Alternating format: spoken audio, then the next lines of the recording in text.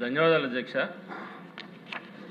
పేద విద్యార్థులకి నాణ్యమైనటువంటి విద్య అందించాలని చెప్పిన ఆలోచనతో ఆనాటి ముఖ్యమంత్రి ఎన్టీ రామారావు గారు, తర్వాత ప్రస్తుతం మన ముఖ్యమంత్రి చంద్రబాబు నాయుడు గారు కూడా గురుకుల పాఠశాలను స్థాపించి ఎస్సీ బీసీ విద్యార్థులకు నాణ్యమైన విద్యను అందించడం జరుగుతుంది అధ్యక్ష.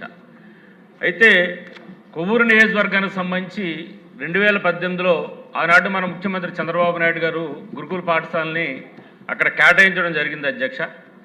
ఆ తర్వాత 1924 కాలంలో వచ్చిన ప్రభుత్వం దాన్ని అప్పట్లో తాత్కాలికంగా అద్దె భవనంలో నిర్వహించడం జరిగింది అధ్యక్ష.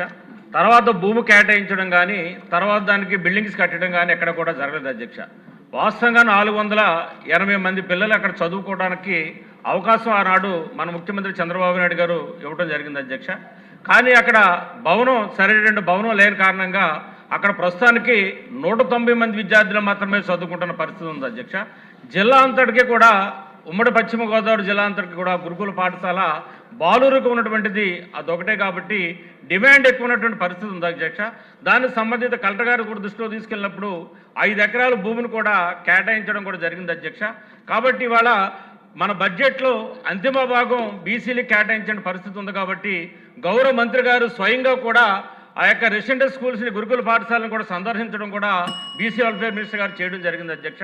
కాబట్టి వారికి ముఖ్యమంత్రి గారు కూడా నేను ప్రతిపాదనలు ఇవ్వడం జరిగింది అధ్యక్ష.